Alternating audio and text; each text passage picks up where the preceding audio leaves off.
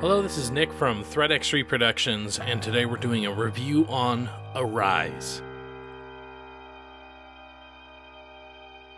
When I started Arise, A Simple Story, I suspected from the trailer that I would be getting a beautiful, artistic 3D platformer. A nice little indie game that I could just kind of plow through really fast and enjoy. And that is certainly what I got. But then this happened.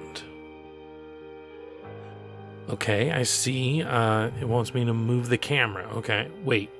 No, I'm moving the snow? Wow, this is pretty beautiful. Oh no, I'm moving time forward. That's interesting. I'm sure that will have no bearing on the rest of the game.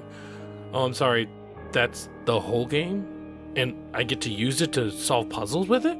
What? Yeah, I know that was horribly acted. The time-bending aspect is a key feature in Arise, and it's the most unique part about the game. I certainly expected to get a 3D platformer, but I didn't, however, expect to have a time-bending, gorgeous bundle of joy that I was sure within just 10 minutes of that game that this would destroy me emotionally. I went back to the trailer.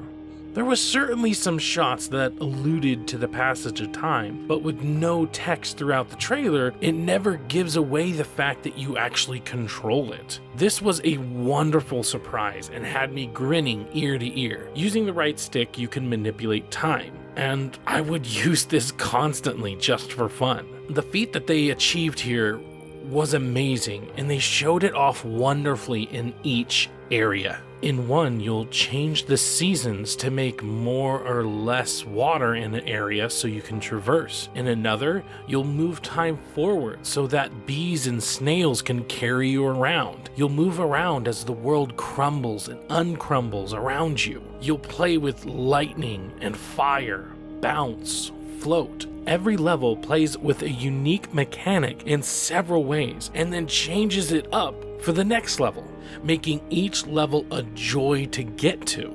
Then there's the story, told 100% with no dialogue. At the beginning, you die.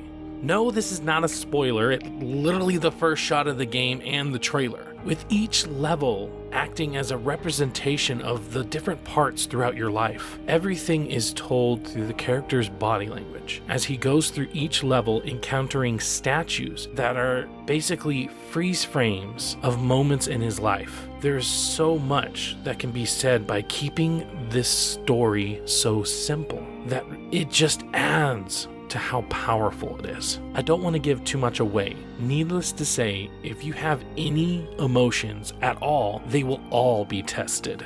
This game is wonderful, and the meticulous planning that each stage had to go through to make use of the rewinding and fast-forwarding time. Every angle, every possible outcome. If you enjoy artistic narrative and unique mechanics, then you will love this game, and it is certainly worth a playthrough, and I highly recommend it. However, even though the game is a good playthrough and a joy to play, it can at times lack in the platforming department, and considering that this is a key component of the game, it's definitely worth mentioning.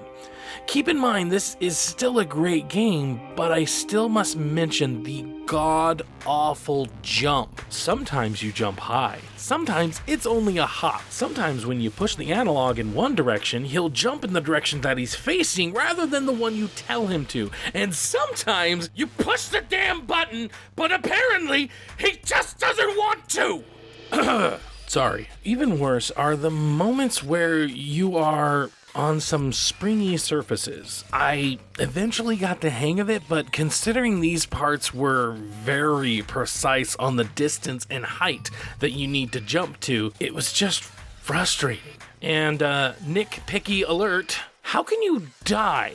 You're already dead. When controlling time, why can't I just rewind my mistake and try again? Granted, when you're controlling time, you're not controlling yourself. You are, untouched by the time manipulation. So I guess it's just, instead, there's just areas that you have to completely redo because only when you touch a particular surface does it autosave. So it just would have been nice to see them do something interesting with the fact that you're already dead and therefore can't die. None of this breaks the game or even makes it less of a recommendation, but it turns an otherwise perfectly executed game into a frustrating one at times. It's one thing to die in a game because you screwed up and you know what, I can do that differently next time. It's completely different when the death feels cheap. All in all, as I said before, the way it tells its narrative and the unique levels, this game is masterfully crafted,